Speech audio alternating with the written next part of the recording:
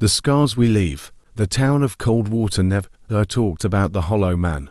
Not in whispers, not in warnings. It was as if pretending he didn't exist would make it true. But every year, on the same night, someone disappeared, and a week later, they returned stitched together, reshaped, wrong. Detective Mara Holt had seen the victims. Their bodies were puzzles of human flesh, parts taken from others, mouths sewn shut as if to silence their final screams. It wasn't just murder, it was something worse. This year, Mara was going to stop it. She stayed awake the night of the Hollow Man's return, patrolling the streets, gun in hand. Hours passed, nothing happened. Then, at 3:06 a.m., her radio crackled.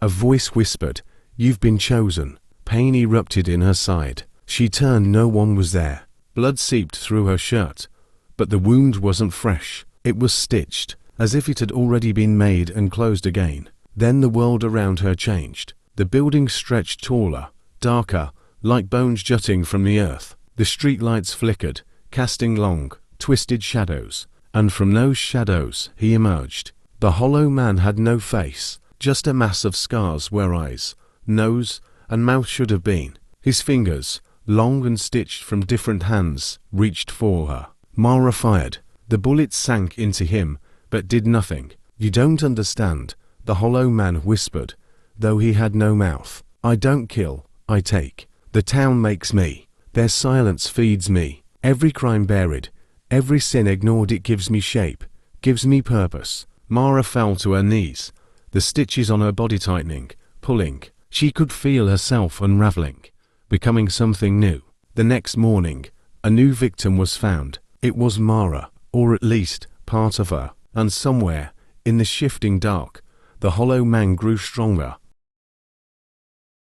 The final confession. Father Elijah sat in the confessional, waiting.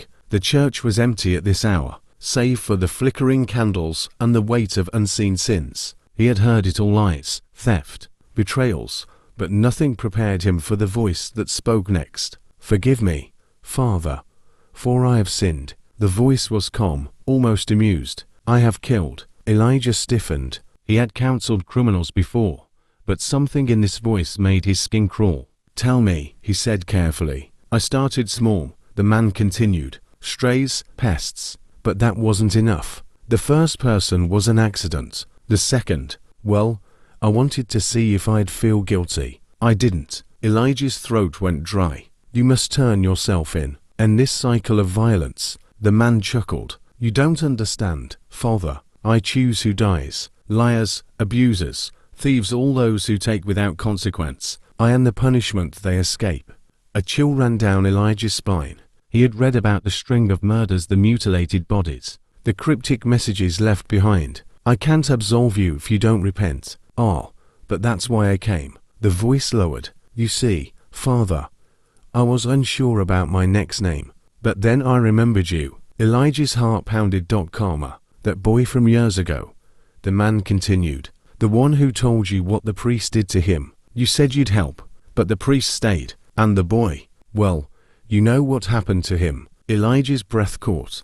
A memory buried deep clawed its way to the surface. His silence, his cowardice. "You let him suffer."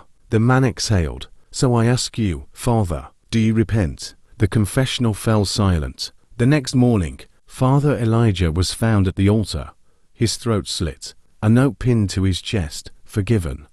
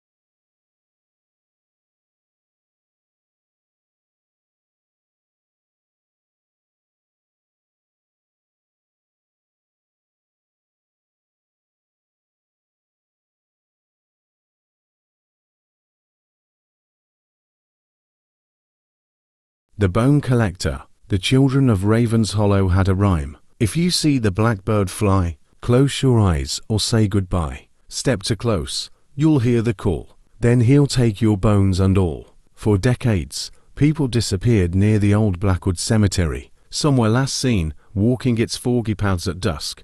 Others simply vanished from their homes, doors still locked from the inside. Their bodies were never found. Detective Laura Grayson didn't believe in ghost stories. When another resident, Matthew Kane, a local teacher, vanished without a trace, she was determined to uncover the truth. Her investigation led her to the Blackwood family crypt, a towering mausoleum at the cemetery's heart. The Blackwoods had been gravediggers for generations, their bloodline stretching back to the town's founding. The last of them, Edgar Blackwood, had died over a century ago, yet fresh footprints led to the crypt's entrance. Inside, the air was thick with decay. Dust-coated coffins lined the walls, but the real horror lay below.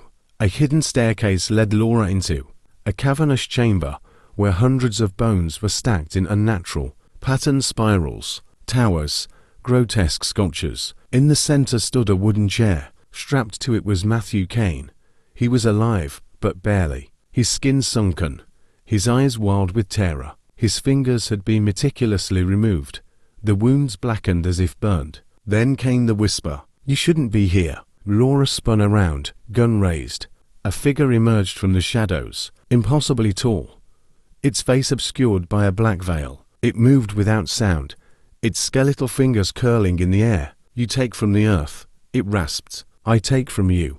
Before Laura could react, the figure moved. Darkness swallowed her, her limbs frozen as something cold traced her spine. The next morning, two things were found at the cemetery: Matthew Kane, missing his hands but alive, and a new sculpture in the bone chamber crafted from Laura Grayson's skeleton, posed as if she were still reaching for her gun. The Silent Ones. The first murder went unnoticed. A drifter, found in the alley behind Miller's Tavern, throat slit clean. No family, no history, no one to miss him. The second was harder to ignore. Rebecca Holloway, a beloved schoolteacher, discovered in her kitchen, eyes wide, mouth sewn shut with black thread. By the third, the town of Briar's Rest was drowning in fear. The killer left no fingerprints, no footprints, only a message, carved into each victim's skin: "You let it happen." Sheriff Tom Grayson was running out of answers. The townspeople whispered in tight circles, fear twisting their faces. Someone knew something, but no one dared speak. Then Tom received a letter. No return address, just a single line: "You ignored the screams. Now they will be yours." That night, Tom searched the town records, piecing together a buried truth. Years ago, a girl named Lillian Crow had gone missing. No investigation, no search, just silence. She had been taken by powerful men, and the town had looked away. Tom barely heard the floor creak behind him before the blade sank deep into his back. He gasped, pain exploding through his body, as strong hands turned him over. A figure loomed above him, face hidden behind a mask of sewn flesh. The killer spoke in a whisper, not a voice, but many, layered on top of each other. A chorus of the forgotten. "You let it happen." As darkness swallowed him, Tom finally understood. The Silent Ones were not ghosts. They were vengeance, and they were not done.